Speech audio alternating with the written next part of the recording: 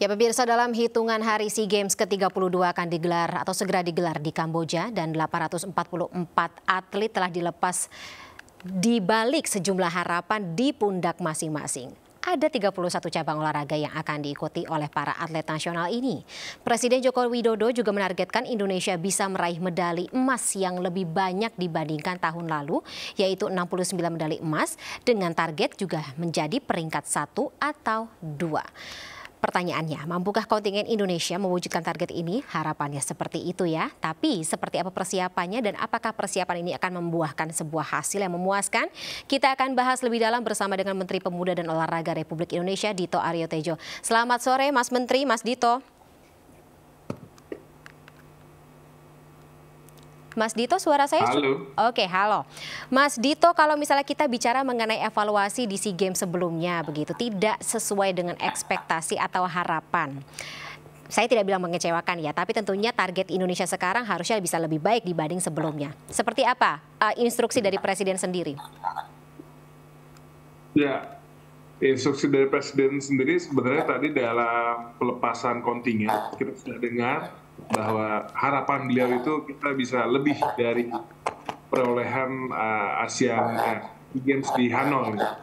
Jadi ya kita sebagai anak buah dan prajurit ya kita harus maksimal mencapai apa yang diharapkan pimpinan tertinggi kita. Oke, peringkat 1 atau 2, Mas Menteri. Kira-kira mungkin kalau misalnya kita bisa bagi gitu persentase, cabang olahraga mana yang mungkin menjadi fokus utama, prioritas utama seperti itu? Ya pasti kalau saya bisa katakan 31 cabang olahraga yang kita kirim itu adalah prioritas utama kita. Karena kita memang melakukan review yang sangat ketat.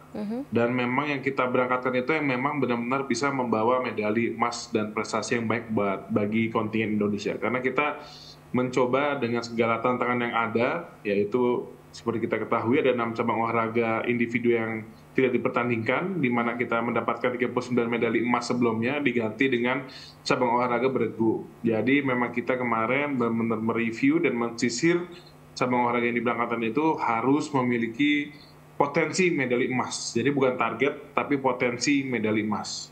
Oke, Mas Menteri, bentuk asesmennya seperti apa? Ini kan juga lagi-lagi berangkat dari evaluasi SEA Games di Hanoi, seperti itu, sehingga asesmen tersebut dilakukan. Tapi kalau boleh mungkin digambarkan seperti apa? Jadi itu kita ada tim review, itu yang merupakan gabungan dari Kemenpora, Komite Olimpiade Indonesia, Komite Olahraga Nasional Indonesia, dan juga akademisi dan para pakar. Oke. Dari hasil laporannya yang diberikan kepada Mas Menteri dan juga jajarannya, kira-kira seperti apa? Dan mungkin ini juga bisa dimasukkan begitu menjadi pertimbangan pelatihan yang dilakukan oleh teman-teman atlet sampai nanti mereka berangkat ke Kamboja. Gimana, maaf Mbak?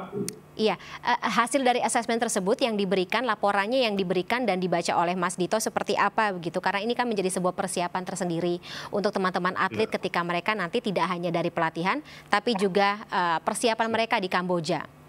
Jadi sebenarnya dari yang sudah dilakukan dengan memakai matriks cabang olahraga yang dipertandingkan di SEA Games, itu sebenarnya kita memutuskan menargetkan untuk sementara bertahan di posisi ketiga, yaitu mempertahankan peringkat Indonesia seperti di SEA Games Hanoi. Dengan hitungan kita itu dengan 60 medali itu bisa peringkat 3. Nah, tetapi kalau mengikuti jumlah medali yang didapatkan di Hanoi kemarin 69, ya kalau kita dapat 70 mungkin kita udah ranking 2 mungkin.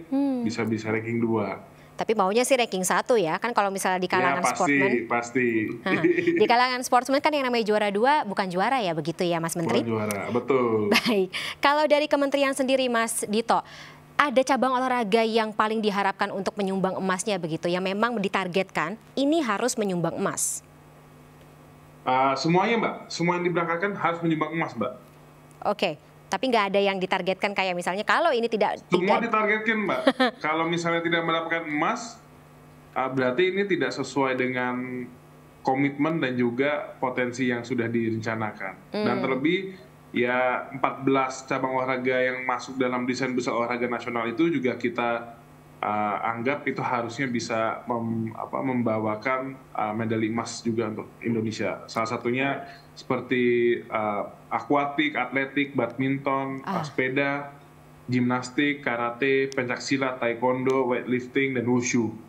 Ya, wushu dan juga weightlifting ini dikenal sebagai yang langganan medali emas atau sapu bersih medali emas di setiap ajang Olimpiade atau juga SEA Games tentunya, termasuk bulu tangkis ya Mas Dito ya, atau Mas Menteri. Tahun ini, SEA Games tahun ini bulu tangkis diharapkan bisa sapu bersih semua medali emas? Sementara yang kita sudah catat itu potensi medali emasnya ada di 3. Apa aja, Mas? Di 3 nomor. Nomornya apa aja? Bulu tangkis. Untuk bulu tangkis? Bulu tangkis, Mbak. Iya, kita cek. Ganda masalah. Ganda putra biasanya ya. Ganda putra putri dan campur. Ganda campuran dan juga tunggal putra? Tunggal juga mungkin. Baik. Tapi ya kita targetin 3 dulu lah, jangan banyak-banyak. Kalau bisa sih semuanya sapu bersih lagi-lagi ya, 5 cabang dari bulu tangkis ini sendiri semuanya bisa sapu bersih. Nah pertanyaannya sekarang, karena penggemarnya sangat banyak Mas Menteri di Indonesia, sepak bola bagaimana? Sepak bola, Pak Erick Thohir itu meyakini dan sangat menjamin bisa mendapatkan medali emas. Tetapi saya rasa dengan grup bola kita yang kita lihat, kita bisa unggul, dan kemarin kita udah bertemu yang potensi potensi lawannya di grup kita yaitu Filipina, itu kan kemarin 3-0 kalau tidak salah ya. Jadi kita optimis dengan sepak bola juga. Masuk final. Kalau basket sendiri bagaimana Mas Menteri? Kalau misalnya dari Pak Erick Thohir sendiri juga sempat mengatakan ada harapan khusus begitu? Ya pasti, karena basket itu di Hanoi itu mencetak sejarah, mendapatkan medali emas. Tentu. Dan untuk basket kali ini timnya sama, bahkan mendapatkan tambahan energi dengan adanya atlet naturalisasi yang baru disahkan. Harusnya ini bisa menambah performa tim basket di Indonesia. Mas Menteri, sebelumnya juga ada target sendiri dari Komite Olahraga Indonesia atau KOI terkait dengan triathlon yang akan berlaga dalam SEA Games 2023 begitu. Kita tahu lawan kita dari Kamboja sendiri ini cukup berat begitu tantangannya bagi Indonesia karena mereka memiliki 2 atlet naturalisasi dari Perancis.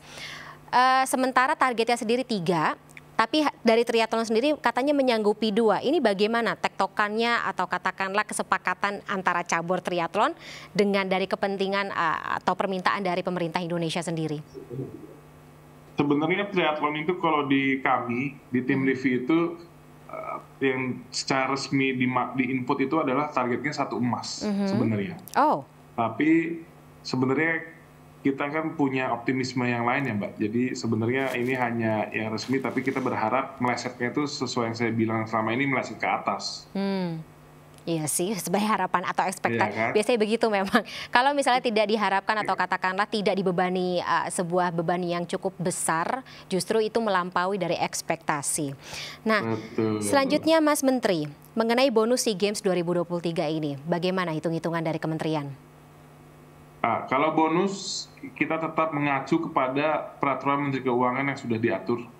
Pada saat ini belum ada perubahan dari Presiden maupun Kementerian Keuangan, jadi mengacu kepada SEA Games yang lalu.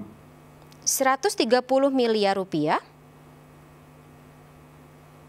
Mas Menteri, ada 130 miliar rupiah yang katanya total dana yang digelontorkan oleh Presiden Republik Indonesia untuk bonus atlet berprestasi di SEA Games 2021. Untuk 2023 ada peningkatan nggak, Mas? Sementara belum ada. Kan tergantung jumlah emas yang didapatkan juga, Mbak. Enggak, maksudnya untuk per orang sendiri, untuk yang peraih medali emas dapat berapa, Mas? 400 juta. 400 juta untuk silver. Perak dan juga perunggu? Kalau saya tidak salah 200. Kalau tidak salah ya Mbak ya. 400, 200, baik. Mbak. Pokoknya aturannya sudah ada, Mbak. Tapi tidak menurun ya dibandingkan SEA Games sebelumnya. Tidak turun. Tidak ada penurunan.